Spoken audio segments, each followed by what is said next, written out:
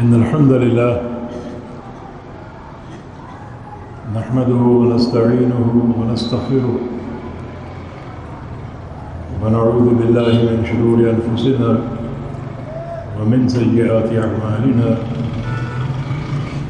من يهده الله فلا مضل له ومن يضلل فلا هادي له وأشهد أن لا إله إلا الله وحده لا شريك له وأشهد أن محمدًا عبده ورسوله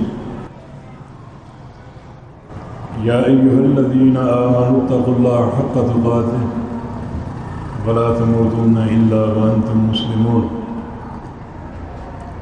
يا أيها الناس اتقوا ربكم الذي خلقكم من نفس واحدة وخلق منها زوجها وبث منهما رجالا كثيرا ونساء واتقوا الله الذي تساءلون به والأرحام إن الله كان عليكم رقيبا يا أيها الذين آمنوا اتقوا الله وقولوا قولا سديدا يصلح لكم أعمالكم ويغفر لكم ذنوبكم ومن يطع الله ورسوله فقد فاز فوزا عظيما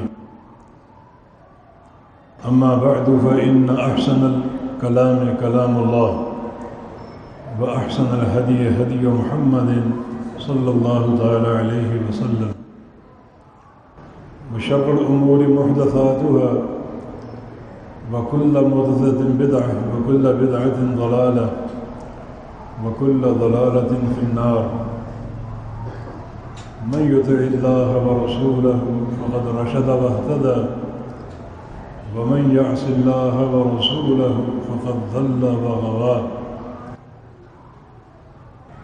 اللهم صل على محمد وعلى آل محمد كما صليت على إبراهيم وعلى آل إبراهيم إنك حميد مجيد اللهم بارك على محمد وعلى آل محمد كما باركت على إبراهيم وعلى آل إبراهيم إنك حميد مجيد سبحانك لا علم لنا إلا ما علمتنا إنك أنت العليم الحكيم رب اشرح لي صدري ويسر لي أمري واحلل عقدة من لساني يفقه قولي أعوذ بالله من الشيطان الرجيم من همزه ونفخه ونفثه بسم الله الرحمن الرحيم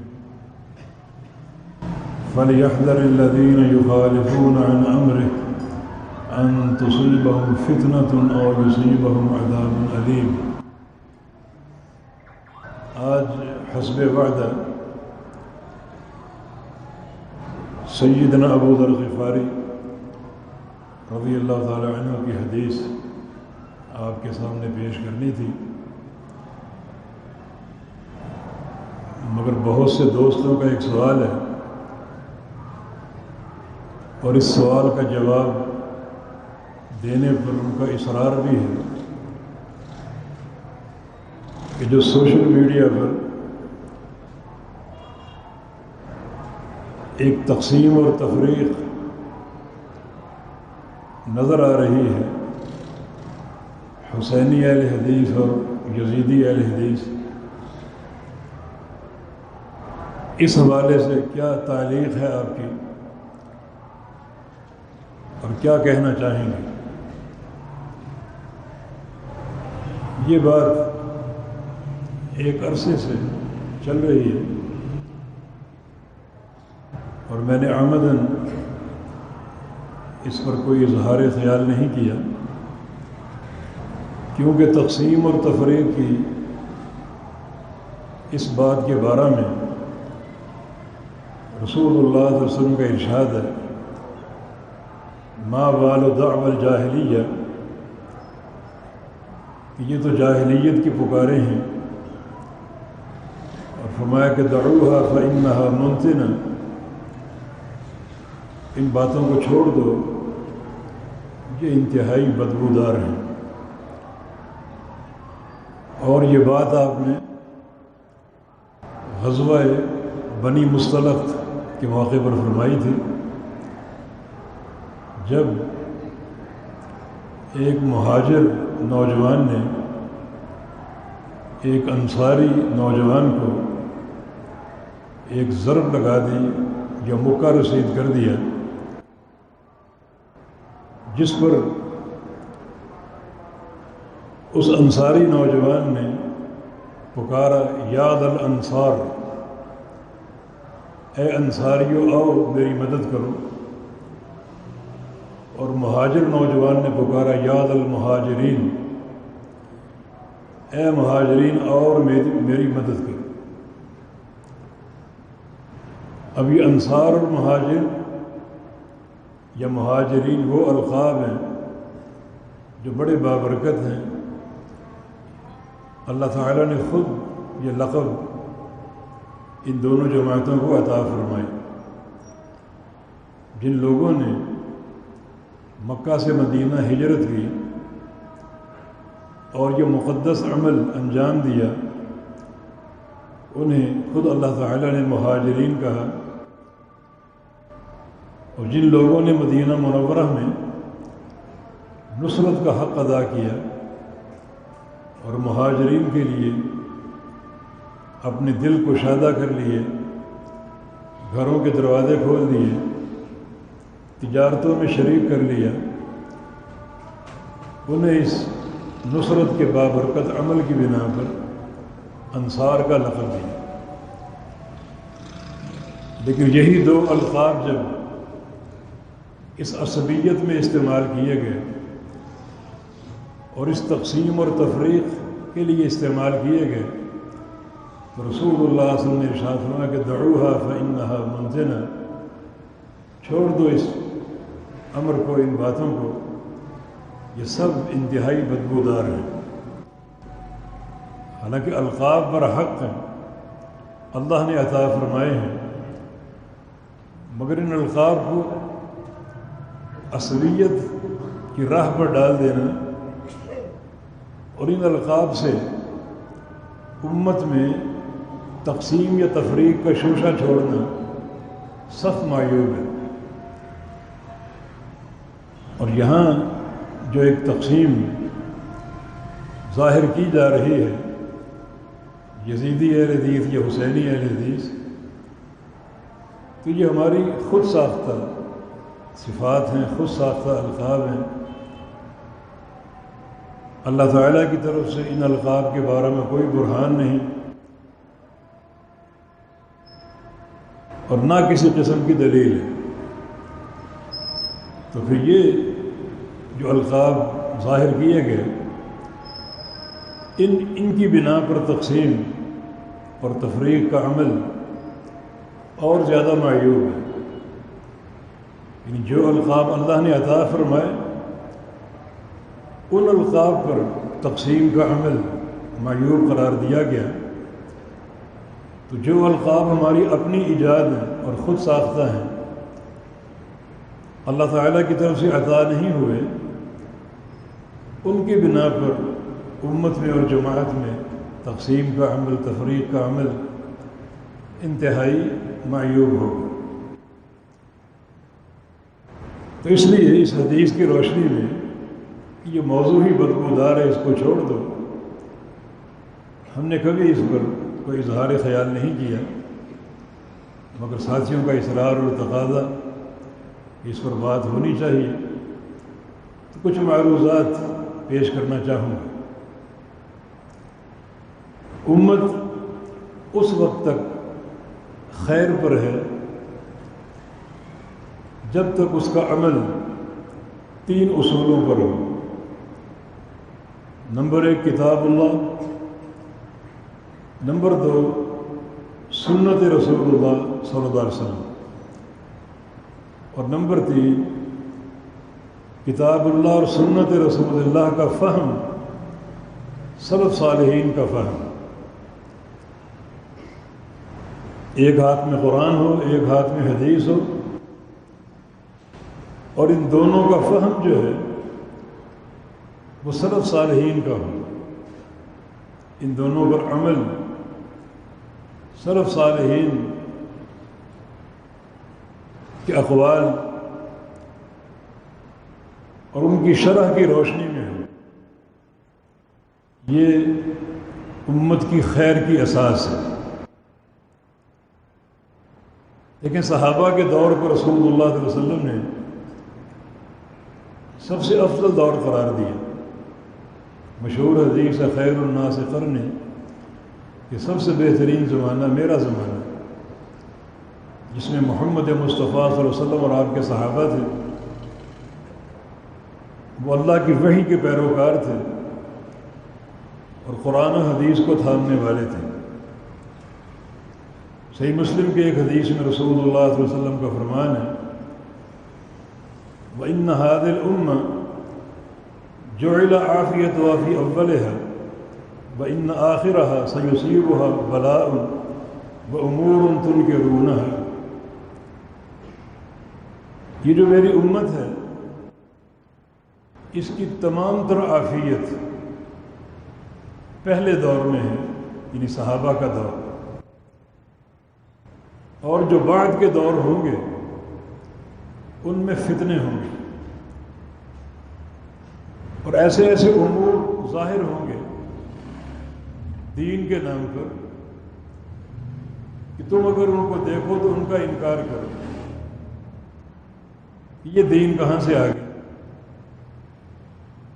یہ دین ہمیں ہمارے نبی نے تو نہیں دیا، یہ کہاں سے آ گیا؟ تو اس حدیث میں بھی صحابہ کے دور کو ہر طرح کا ایک عافیت سے بھرا دور قرار دیا گیا، اور وہ دور ہی مثالی ہے۔ اس لیے کتاب و سنت کو جس فہم کے ساتھ صحابہ نے لیا، اور وہ فہم اللہ کے پیارے پیغمبر سے حاصل ہوا، وہ فہم ہی عافیت کی بنیاد ہے۔ صحابہ نے قرآن حدیث کو لیا، اسے اپنایا، جس فہم کے ساتھ وہ فہم ہی ان کی بہتری کی بنیاد بن گیا۔ تو آج کے دور میں اور ہر دور میں عافیت اور سعادت کی بنیاد انہی تین نکات پر ہے، کتاب اللہ ہو، قرآن پاک، اور سنت مصطفیٰ علیہ السلام ہو، اور ان دونوں کو تھاما جائے سلف صالحین کے فہم پر۔ اور سلف صالحین میں سب سے مقدم جماعت صحابہ کی جماعت، بلکہ بعض علماء نے سلف کو محدود کیا ہے صحابہ کرام کے ساتھ۔ کچھ علماء نے 3 ادوار کو سلف صالحین کا دور قرار دیا، کیونکہ نبی علیہ السلام کی حدیث ہے خیر الناس قرنی ثم الذین یلونہم ثم الذین یلونہم، کہ سب سے بہترین زمانہ میرا ہے، پھر تابعین کا، اور پھر اتباع تابعین کا۔ کچھ علماء کی رائے کے مطابق یہ 3 دور سلف صالحین کے دور۔ تو دین کو سمجھنا سلف صالحین کے فہم پر یہ بہتری، سعادت اور عافیت کی بنیاد ہے۔ اب یہ جو تقسیم کی باتیں کی جا رہی ہیں، یزیدی اہل حدیث اور حسینی اہل حدیث، کیا یہ تقسیم سلف کے دور میں موجود تھی؟ کیا اس کو سلف صالحین کا فہم کہا جائے گا؟ اختلاف اس دور میں بھی تھا۔ سیدنا حسین رضی اللہ عنہ، ان کی فضیلت، ان کی برتری اور مقام و مرتبہ میں کوئی دوسری رائے نہیں ہے۔ اللہ کے پیارے پیغمبر کے نواسے اور ایک بہترین نسب سے منسلک، نبی علیہ السلام کی حدیث ہے الحسن والحسین سیدہ شباب اہل الجنہ، حسن و حسین اہل جنت کے جو نوجوان ہوں گے، جنت کے نوجوان، ان کے سردار ہوں گے۔ اللہ تعالیٰ انہیں اس دن، یعنی قیامت کے دن، جنت میں نوجوانوں کی سرداری عطا فرمائے۔ تو جناب حسین رضی اللہ عنہ کی برتری، ان کے تفوق اور ان کی فضیلت میں کوئی شک نہیں۔ جہاں تک معاملہ یزید کا ہے تو علماء کے مختلف اقوال آپ کو ملیں گے۔ کچھ اس کو فاسق و فاجر کہتے ہیں اور کچھ نیک اور متقی قرار دیتے ہیں، اور بہت سے علماء کا موقف سکوت کا ہے، خاموشی اختیار کی جائے اور بات نہ کی جائے۔ شیخ الاسلام ابن تیمیہ رحمہ اللہ فرماتے ہیں کہ لا نحبہ ولا نبغضہ، نہ ہم یزید سے محبت کرتے ہیں اور نہ اس سے بغض رکھتے ہیں۔ بڑا عافیت سے بھرپور ان کا موقف، نہ محبت کی بات ہے نہ بغض اور کراہت اور نفرت کی بات۔ تو باہر کیف اگر ساری آراء کو چھوڑ دیا جائے، اسی رائے کو لے لیا جائے کہ وہ فاسق اور فاجر تھا، تو اس کی تکفیر کسی نے نہیں کی، اور فسق و فجور کا معاملہ چاہے کبیرہ گناہ کیوں نہ ہو وہ معافی کے قابل ہے۔ معافی کے بہت سے اسباب،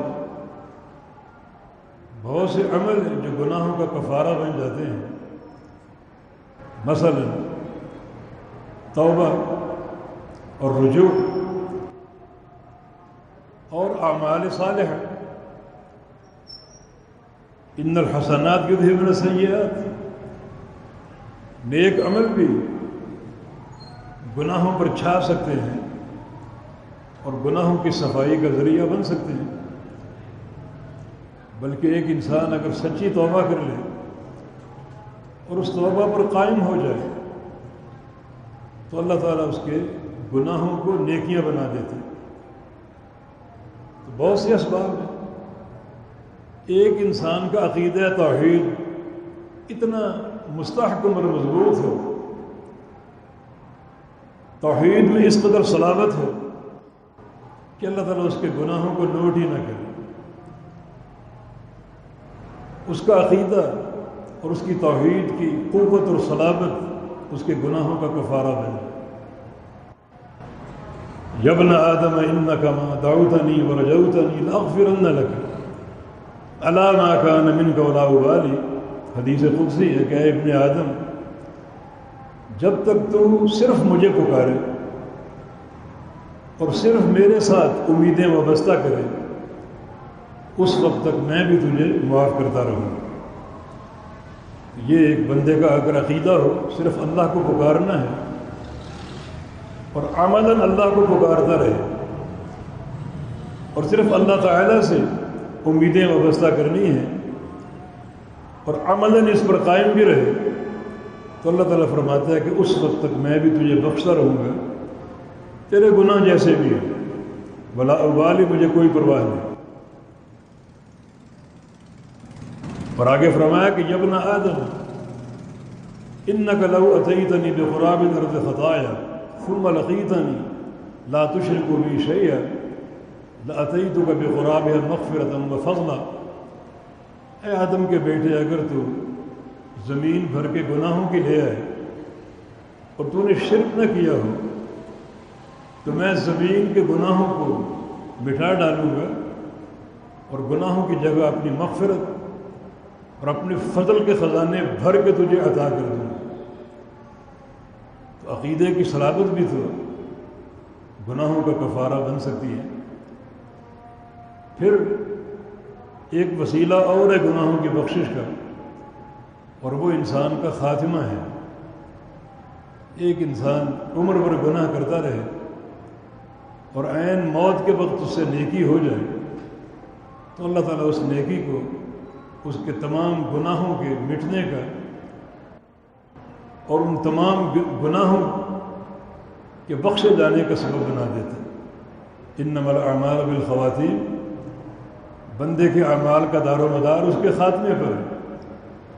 کچھ لوگ نیکیاں کرتے، عمر بھر نیکیاں کرتے، لیکن عین موت کے وقت گناہ کر ڈالتے ہیں اور وہ گناہ تمام نیکیوں کو مٹا دیتا ہے اور وہ بندہ جہنمی بن جاتا ہے۔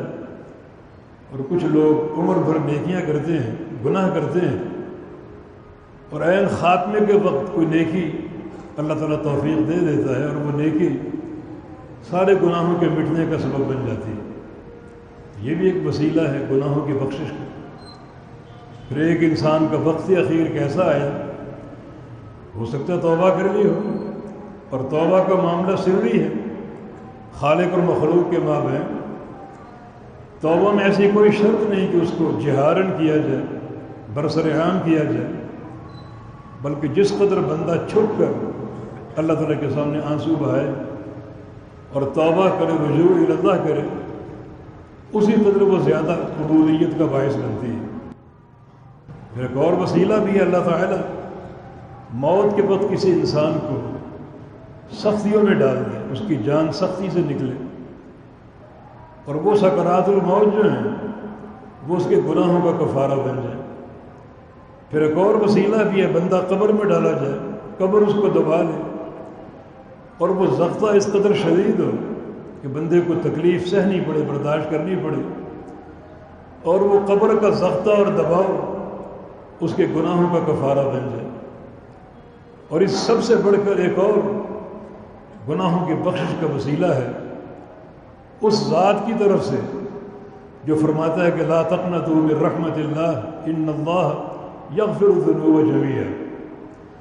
اللہ کی رحمت سے مایوس نہ ہونا، اللہ رب العزت سارے گناہوں کو بخشنے والا ہے، تو اس کی رحمت جو اس کے بندوں کے ساتھ ہے، جیسا کہ صحیح بخاری میں رسول اللہ صلی اللہ علیہ وسلم کی ایک حدیث ہے کہ ایک موقع پر ایک جنگ کے دوران جو مشرکین قید ہوئے، جنگی قیدی، ان میں ایک خاتون کا بچہ کھو گیا۔ وہ اپنے بچے کو تلاش کر رہی ہے بڑی بے قراری کے ساتھ، بڑا ایک اضطرار، آہ و زاری۔ اللہ کے پیارے پیغمبر یہ منظر دیکھ رہے تھے۔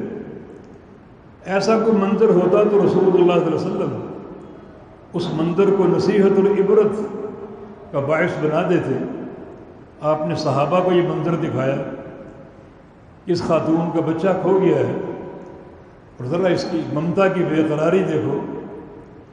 پھر صحابہ سے پوچھا اترونہا طارحۃ ولدہا فی النار، کیا تم سمجھتے ہو کہ یہ عورت اپنے بچے کو تلاش کر لینے کے بعد اسے اپنے ہاتھوں سے آگ میں ڈال دے گی، جلتے تندور میں پھینک دے گی؟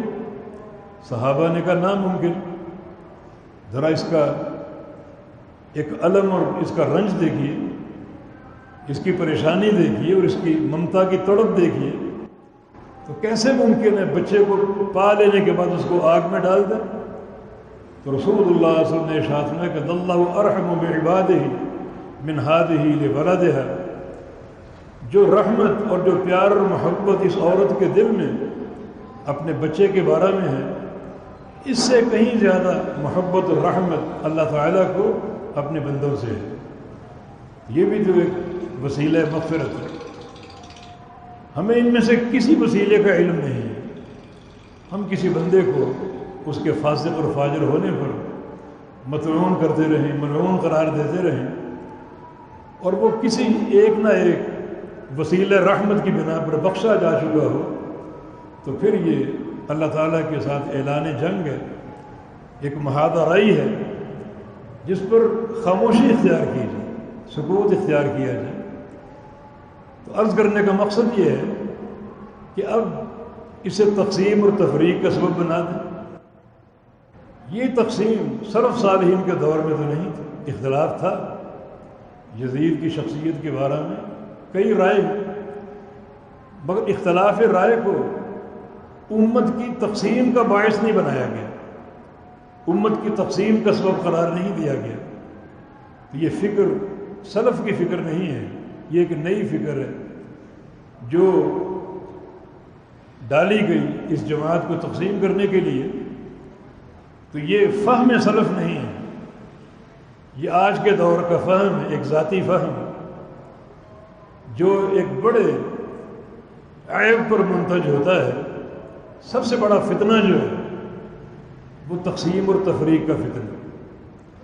اللہ تعالیٰ نے مسلمانوں کے فشل اور ان کی ناکامی کا ایک ہی سبب ذکر کیا، اور وہ ان کا اختلاف، تنازع، ان کی تقسیم، تشدید اور تفریق۔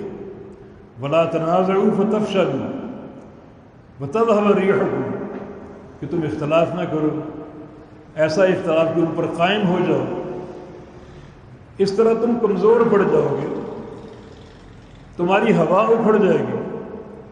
یعنی اختلاف کرنا اور تنازعات کا شکار ہونا تمہاری کمزوری ہے، اور تمہاری کمزوری تمہارے دشمن کی طاقت ہے، اور اتفاق و اتحاد، باہمی محبت اور مودت تمہاری قوت ہے، اور تمہاری طاقت اور قوت دشمن کی کمزوری ہے۔ تو تنازع فشل کا باعث ہے۔ جنگ احد میں جو عارضی طور پر صحابہ کرام کو شکست کا منہ دیکھنا پڑا، 70 سے زیادہ شہادتیں ہوئیں، زخمی تو سارے ہی ہوئے، خود امام الانبیاء محمد مصطفیٰ صلی اللہ علیہ وسلم کا سر زخمی ہوا، چہرہ مبارک زخمی ہوا، دندان مبارک شہید ہوئے۔ تو اس سارے فشل کا سبب کیا تھا؟ وہی جو قرآن نے بیان کی، حتی اذا فشلتم وتنازعتم فی الامر، کہ تمہارا یہ فشل اور ناکامی، اس کا سبب تمہارا تنازع تھا، تمہارا اختلاف تھا۔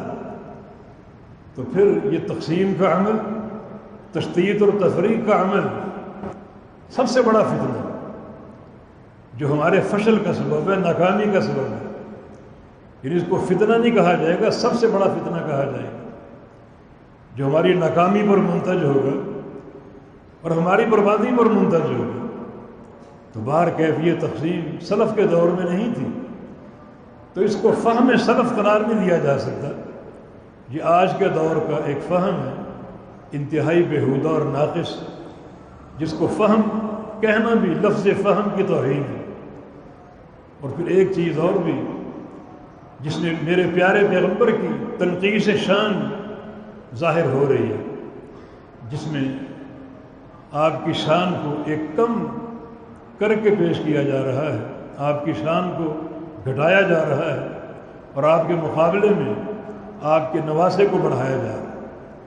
حسین منی وانا من حسین، نبی علیہ السلام کی حدیث ہے، حسین مجھ سے ہے اور میں حسین سے ہوں۔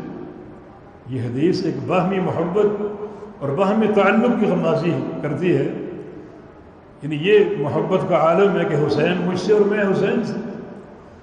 اب انا من حسین کا معنی یہ کرنا کہ میں حسینی ہوں، یہ ترجمہ غلط ہے، اور پھر یہ ترجمہ پیارے پیغمبر کی شان گھٹانے کے مترادف ہے، جس کا معنی یہ کہ حسین اصل ہے اور میں اس کی فرع ہوں۔ جب آپ کسی کی طرف اپنے آپ کو منسوب کریں گے تو اس کا معنی وہ اصل ہے، آپ اس کی فرع اور آپ اس کے تابع ہیں۔ اگر کہیں کہ میں شافعی ہوں تو معنی شافعی میرے استاد ہیں، میں ان کا شاگرد ہوں۔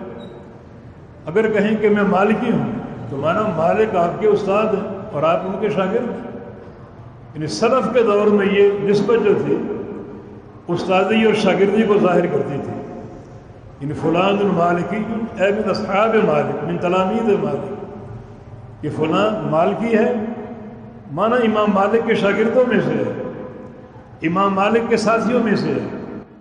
تو یہ نسبت اس بات کو ظاہر کرتی ہے کہ مالک اصل ہے، شیخ ہے، متبوع ہیں، اور میں ان کا تابع ہوں، میں ان کا شاگرد ہوں۔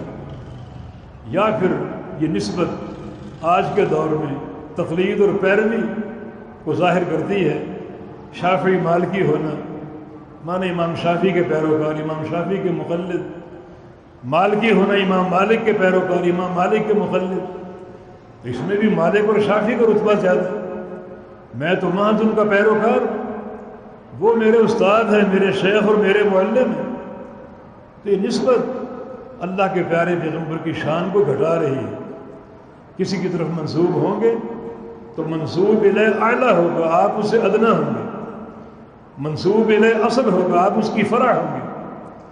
تو وہ حدیث جو سلف صالحین کے دور سے اب تک چلی آ رہی ہے، جس کا مغز صرف محبت مصطفیٰ اور محبت حسین ہے، کہ حسین مجھ سے اور میں حسین سے، معنی یہ ولا اور محبت کی نسبت ہے، اسے آپ اس انداز سے پیش کریں جس میں نبی علیہ السلام کی شان ہی گھٹ جائے اور آپ کا مرتبہ گر جائے اور آپ کے مقابلے حسین کا مرتبہ بڑھ جائے، تو یہ فہم سلف نہیں ہے، بلکہ انتہائی بیہودہ بات ہے جو اللہ کے پیارے پیغمبر کی شان کی تنقیص اور کمی پر منتج ہو رہی ہے۔ یہ دو باتیں ہیں، ایک ایسا فہم ہے جو سلف صالحین سے بالکل منقول نہیں ہے۔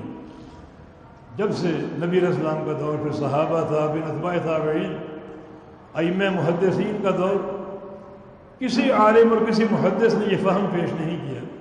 یہ دو فہم جو ان حسینی اور یزیدی کی بنا پر امت کی تقسیم اور انا من حسین کا ترجمہ میں حسینی ہوں، کہیں سے ثابت نہیں۔ یہ فکر سلف نہیں ہے، فہم سلف نہیں ہے، یہ آج کے دور کا ایک فہم ہے انتہائی غلط، خاطئ اور بیہودہ، جس کو فہم بھی نہیں کہنا چاہیے۔ یہ تو امت کی تقسیم اور تشدید کا باعث ہے اور تفریق کا باعث ہے۔ تو یہ ایک فتنہ ہے۔ اب فتنے کے تعلق سے ایک حدیث پیش خدمت کرنا چاہتا ہوں۔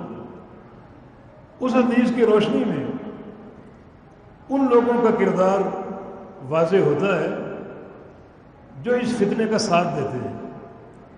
کچھ لوگ ان کے ساتھ جو حسینی اہل حدیث کہتے ہیں، اور کچھ لوگ ان کے ساتھ جو یزیدی اہل حدیث کہتے ہیں، معنی اس فتنے میں شامل اور داخل۔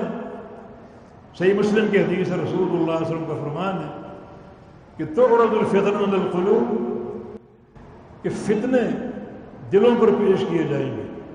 یہ سب سے خطرناک فتنے۔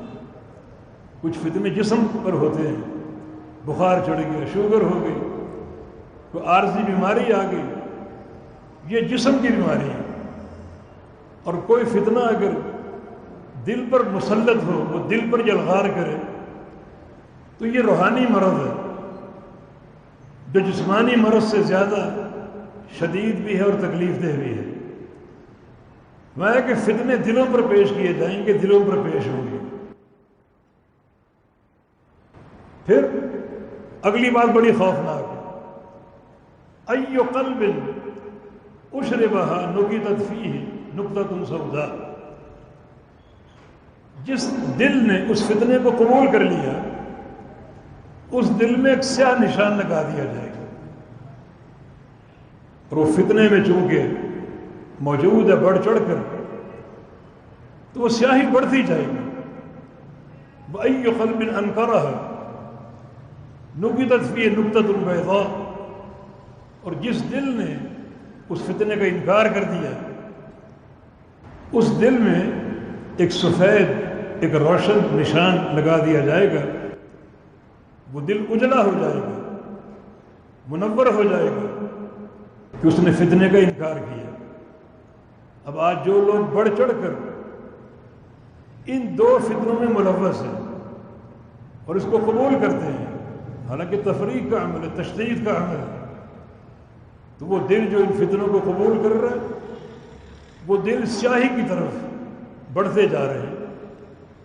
رسول اللہ صلی اللہ علیہ وسلم نے فرمایا کہ نتیجہ یہ نکلے گا کہ بندوں کے دل دو طرح کے ہو جائیں گے، فتصیر القلوب علی قلبین، بندوں کے دل دو طرح کے ہو جائیں گے، ایک قلب ابیض، ایک سفید مجلہ اور مصفہ دل، روشن دل، منور نورانی دل، جو اللہ کی طرف سے نور سے بھر دیا جائے گا اس بنا پر کہ یہ انسان فتنوں میں داخل نہیں ہوا، اس دل نے فتنہ قبول ہی نہیں کیا بلکہ فتنے کا انکار کیا، وہ دل منور ہو جائے گا۔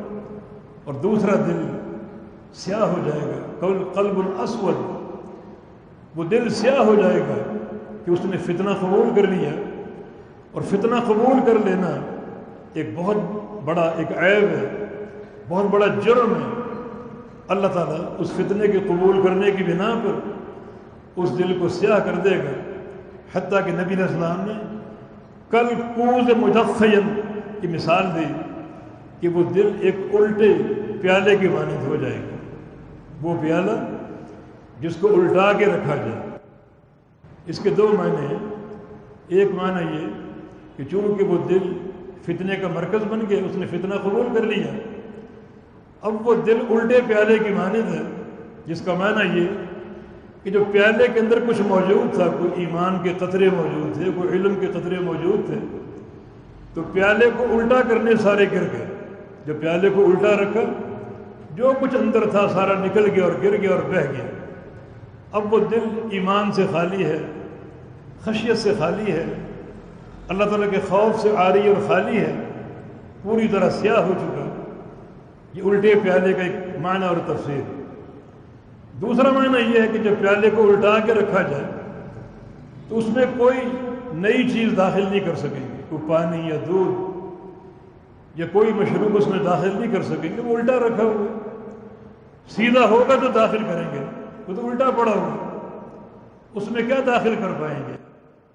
تو فتنہ قبول کرنے کی بنا پر وہ دل نصیحت قبول نہیں کرے گا، اس میں علم داخل نہیں ہوگا، ہدایت اور توفیق داخل نہیں ہوگی، پاکیزگی داخل نہیں ہوگی، اور وہ دل الٹے پیالے کی مانند ہوگا، سیاہ اور سیاہ اور مزید سیاہ، جو دل فتنے قبول کر لے.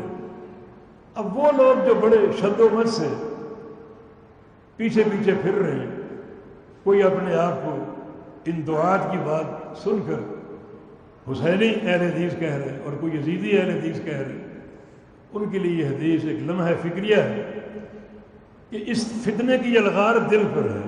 یہ جسم کا فتنہ نہیں، روحانی فتنہ، اور اس کی یلغار دل پر ہے.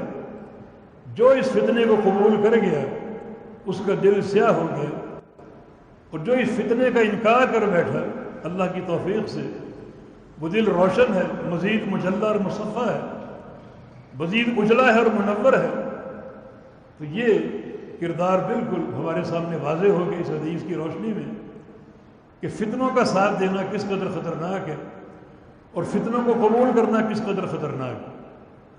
تو آخری سوال یہ کہ کرنا کیا چاہیے؟ کیا کریں ہم؟ باتیں تو ہو رہی ہیں، جنگ ایک جاری اور قائم ہے.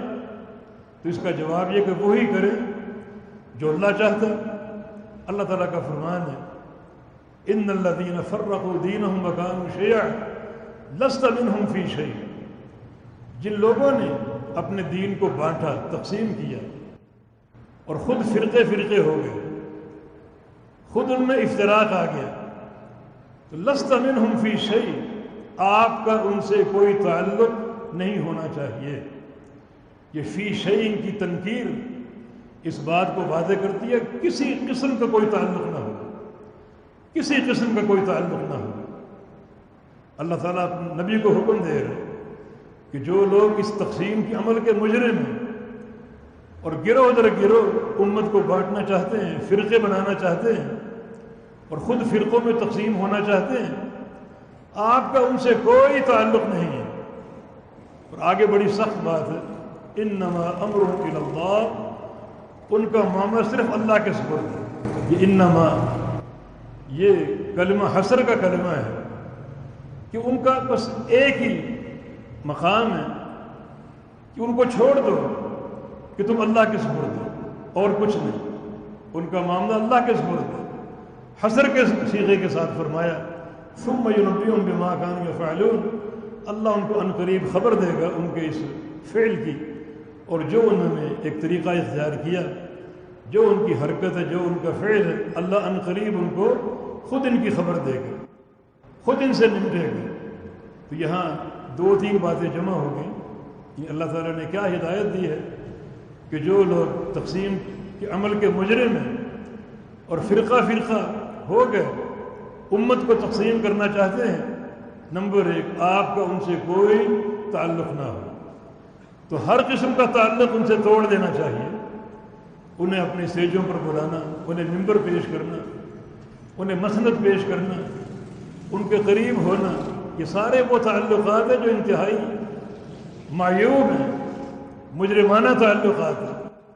آپ کا ان سے کوئی تعلق نہ ہو اور ان کا معاملہ اللہ کے سپرد کر دے، اللہ ان کو خبر دے گا، ان سے نمٹے گا.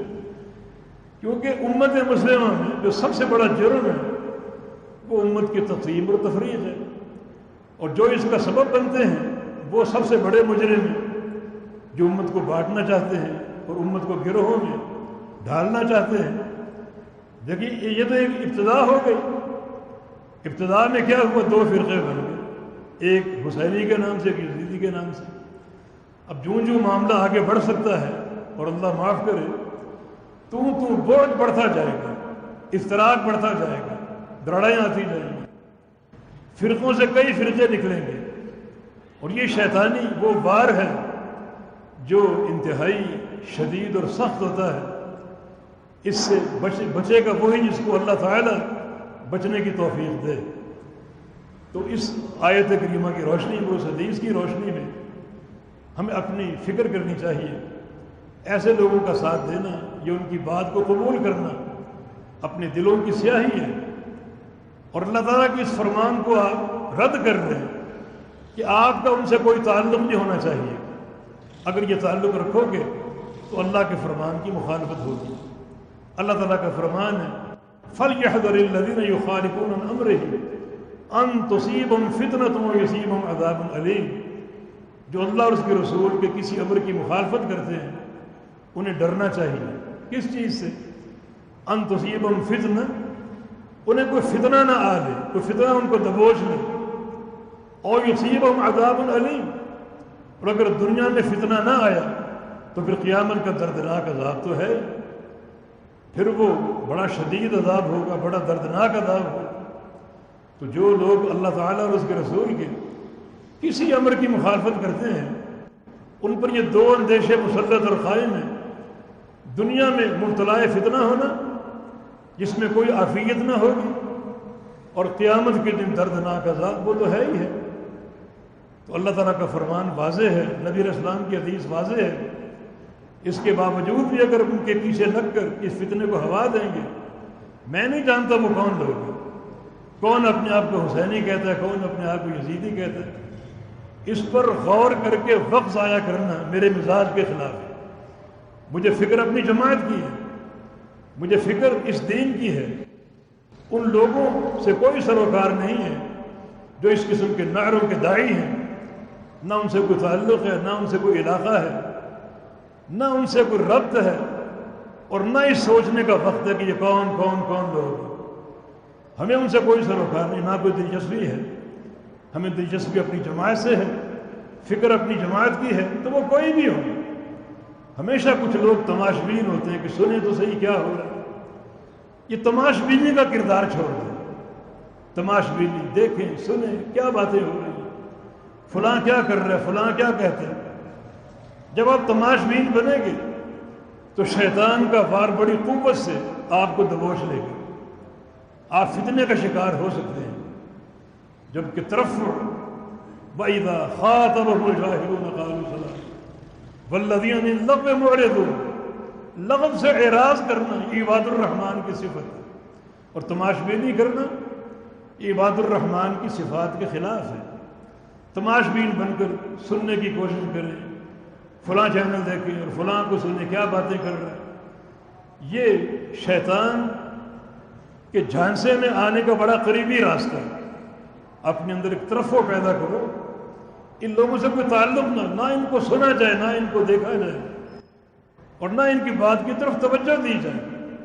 اتنے شدید احکام جب آ گئے کہ جو دین میں اختلاف پیدا کر رہے ہیں، اختلاف اور تنازع کو امت کو شکار بنا رہے ہیں، امت کو بانٹ رہے ہیں، تقسیم کر رہے ہیں، آپ کا ان سے کسی قسم کوئی تعلق نہ ہو، تو ہم وہ تعلق رکھ کر، تعلق یہ بھی کہ ان کو سنیں، ان کو دیکھیں، تو وہ تعلق رکھ کر اللہ اور اس کے رسول کے فرمان کی مخالفت کیوں کریں، جبکہ اتنی شدید وعیدیں موجود ہیں۔ تو تماش بینی کا عمل چھوڑ دو کہ فلاں کیا باتیں کر رہے ہیں، ذرا فلاں کی تقریر سن لو۔ دیکھیں نبی علیہ السلام کی حدیث ہے ان من البیان لسحرا، کہ بیان جادو ہوتے ہیں، بیان جادو ہوتے ہیں۔ ایسا نہ ہو کہ آپ پر جادو ہو جائے، یہ بیان کا جادو ہونا بیان کی تعریف نہیں ہے، جادو کفر ہے، کفر کے عمل سے تعریف نہیں ہوتی، یہ اسلام کی غیرت ہے۔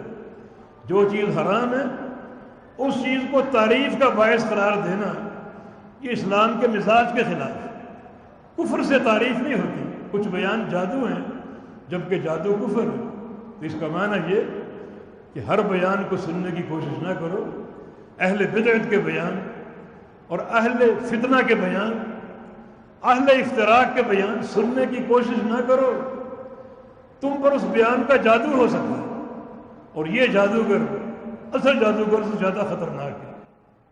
اصل جادوگر جب جادو کرے گا تو اس کا جادو ایک بندے پر چلے گا، ایک بندہ اس کے لپیٹ میں آئے گا، اس میں بھی کئی دن کا عمل ہے، وہ اندھیروں میں بیٹھے گا اور کیا کچھ تکلفات کرے گا، شیطانوں کا استخدام کرے گا۔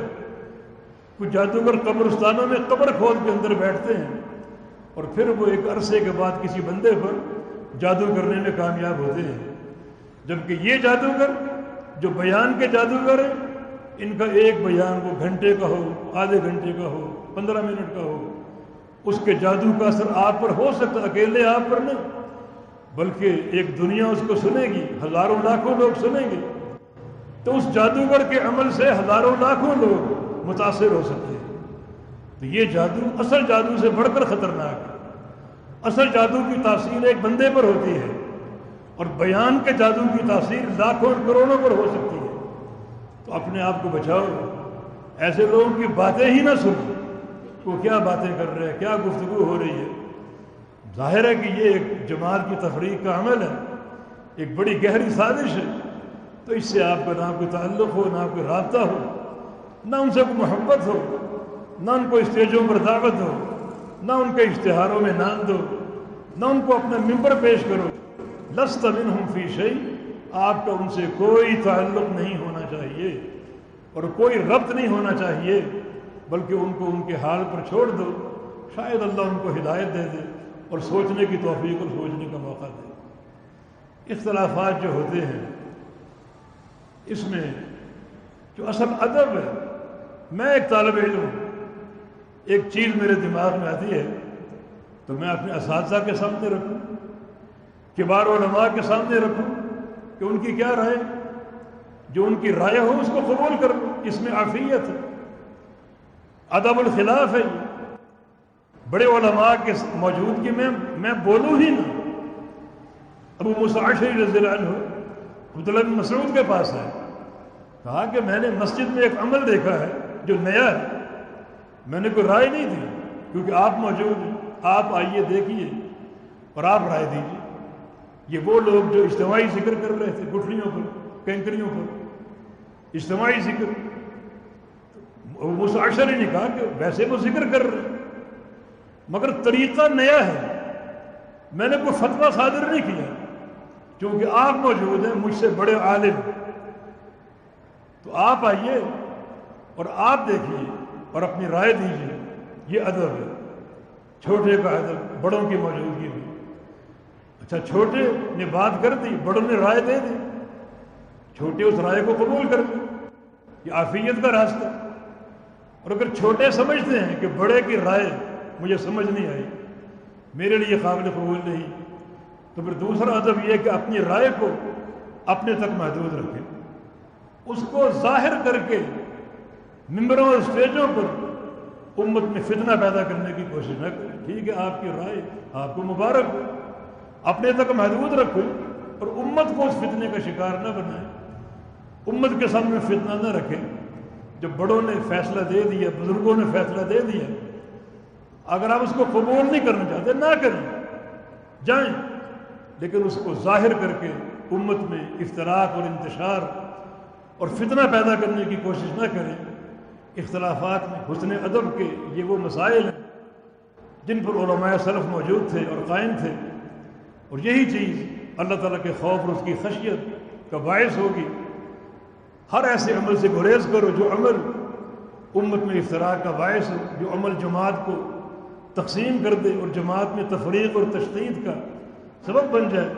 ہر ایسے عمل سے گریز کرو، کیونکہ تفریق جو ہے ہماری کمزوری ہے، ہماری کمزوری دشمن کی طاقت ہے اور ہمارا اتحاد ہماری قوت ہے، اور ہماری قوت دشمن کی کمزوری ہے۔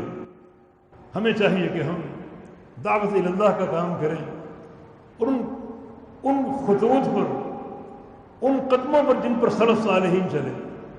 یہ طریقہ مرسومہ ہے جو بیان کر دیا گیا، نیا نہیں ہے۔ جناب عبداللہ بن مسعود کا قول ہے، اتبعوا ولا تبتدعوا فقد کفیتم، کہ اتباع کرو، ابتداع نہ کرو، اتباع کا معنی جو راستہ سلف صالحین نے پیش کر دیا اس پر چلو. ابتداء کا معنی نیا راستہ کھینچنا. نئے راستے پر نہ چلو، جس راستے پر چلا جا چکا ہے اسی پر چلتے رہو. فقط کفیتم، اسی میں کفایت ہے. سلف کا راستہ انہوں نے کتاب و سنت کو لیا اور سمجھا، اس پر چلے. اسی پر چلنا آپ کے لیے سعادت اور عافیت کا باعث ہوگا. نئے نئے راستوں میں بڑی ٹھوکریں بھی لگیں گی، لوگ تقسیم بھی ہوں گے، فتنے بپا ہوں گے، اور یہ ساری چیزیں ایک سم قاتل کی حیثیت رکھتی ہیں، ایک زہر قاتل کی، جو جماعت کی روح کو فنا کر سکتی ہیں. اللہ کا خوف ہونا چاہیے، اللہ کا ڈر ہونا چاہیے، اور تقوی کی بنیاد پر اپنے عمل کی گاڑی آگے بڑھانی چاہیے. ایسا کوئی کام نہ کرے، کوئی شوشہ نہ چھوڑے جو امت کی تفریق اور بربادی کا باعث ہو، جماعت کو دو لخت کر دے، دو ٹکڑوں میں بانٹ دے. یہ پرلے درجے کی کمزوری ہوگا اور بربادی کا باعث ہوگا. اللہ پاک ہمیں سمجھ عطا فرما دے، ہدایت عطا فرما دے. اللہ تعالیٰ ہر حال میں تاریکی ہو یا اجالا ہو، ہر حال میں فہم حق کی توفیق دے دے. یا اللہ ایک ہاتھ میں کتاب اللہ، دوسری میں اپنے پیارے پیغمبر کی سنت کو تھامنے کی، اور ان کا فہم جو ہے وہ سلف صالحین کا فہم اپنانے اور حاصل کرنے کی توفیق عطا فرما دے. یہی عافیت کا راستہ ہے. اللہ تعالیٰ اسی پر قائم رہنے کی اور اس کے ساتھ تمسک اختیار کرنے کی توفیق عطا فرما دے. اقول قولی ھذا واستغفر اللہ لی ولکم، وآخر دعوانا ان الحمد للہ رب العالمین.